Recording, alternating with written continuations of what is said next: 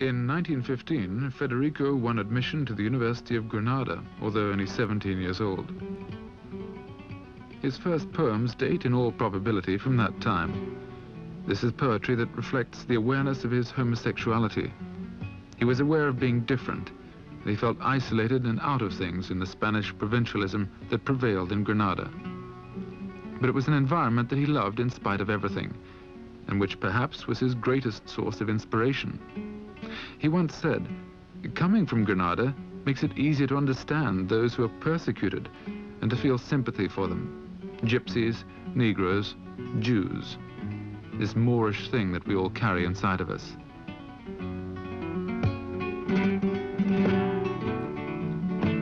In the same year, 1918, he published his first book, Impressions and Landscapes.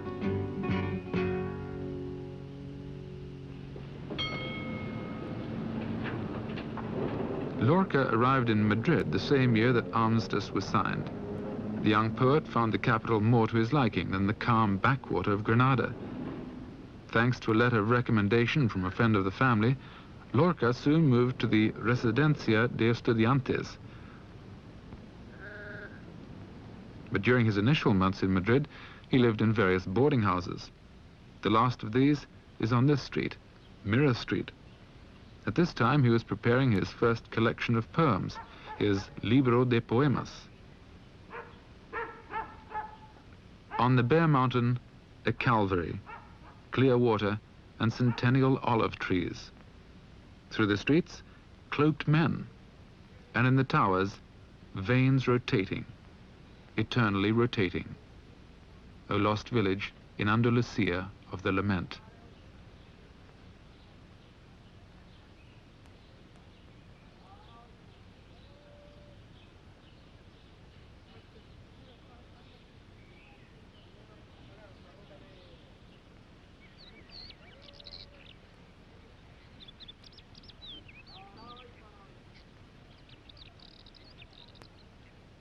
Lorca was admitted to the Residencia not only because of his letter of recommendation, but also because he had, here in this room, given a much appreciated reading of his own poems to the students and lecturers living in the area.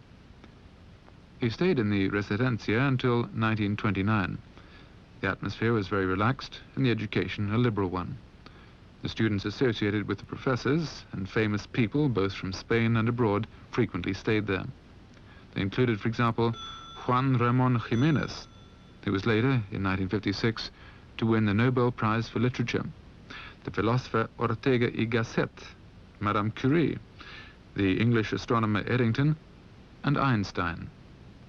One of Federico's best friends, the poet Rafael Alberti, later called Federico's room here a center of poetic challenge.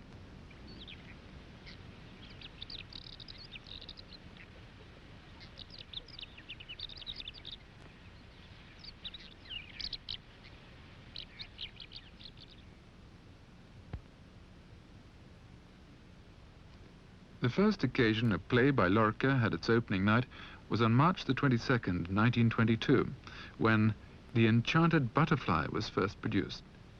The production was a fiasco and lasted only one performance. This in spite of the fact that the white butterfly was played by the famous singer, dancer and actress Encarnación López, known as La Argentinita. She also recorded a number of gramophone records with Lorca accompanying her on the piano.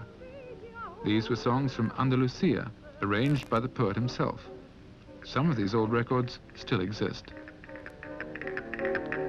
Viva Triana, viva los trianeros, los de Triana, viva los sevillanos y sevillanas.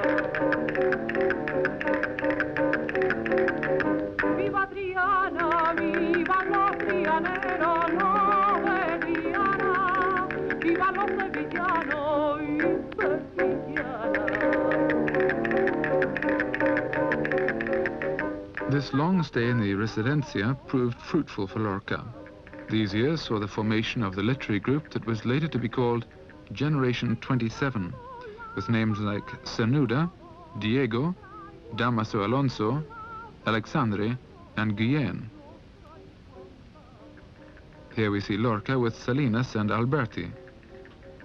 Lorca's first collection of poems, Libro de Poemas, was published in 1921.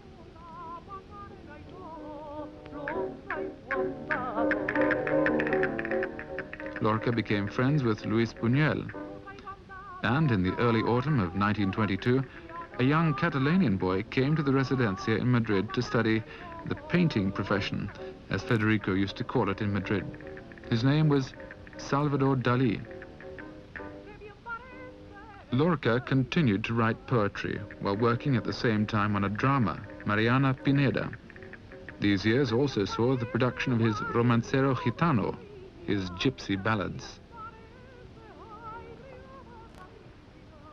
In the spring of 1925, Salvador Dalí invited Federico to his family's summer residence in Cadaqués.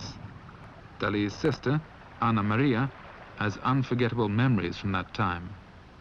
Llegó Federico aquí en Cadaqués por Semana Santa de 1925 con mi hermano, porque mi hermano le invitó a pasar estos días de fiesta aquí con nosotros. Enseguida simpatizamos muchísimo. Parecía que nos habíamos conocido desde siempre, porque Federico tenía un atractivo extraordinario que todos los que lo conocen pues están de acuerdo en esto. No parece que pueda haber muerto, es imposible. Cuando uno se acuerda de él parece que todavía se está viendo, que tenemos que estar hablando con él, que lo oímos, que salimos con él de paseo, parece que está vivo todavía.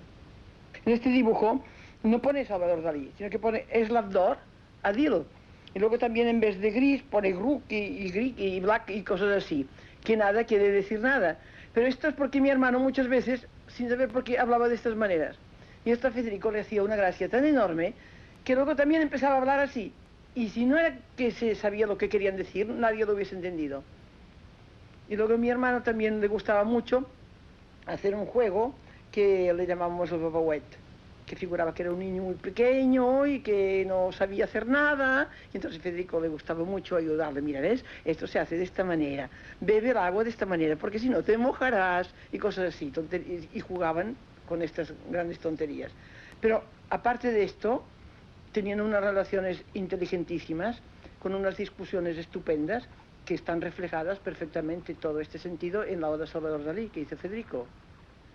Tenían muchísimas ideas muy brillantes, discutían mucho, muy pocas veces coincidían, y era una amistad muy bonita, que fue una verdadera lástima que esto se perdiera, porque juntos podían haber dado cosas muy grandes.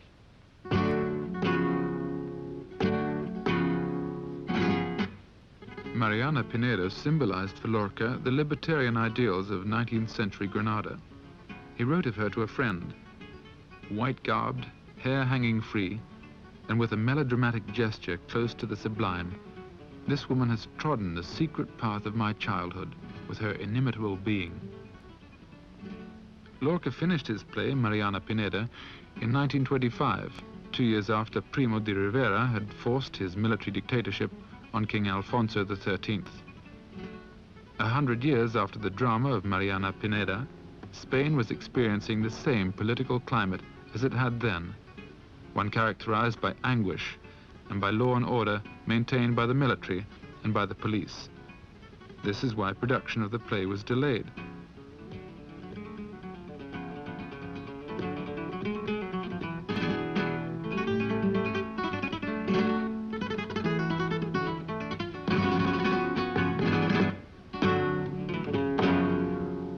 But in the end, the famous and brave Catalanian actress Margarita Sirhu decided to stage it.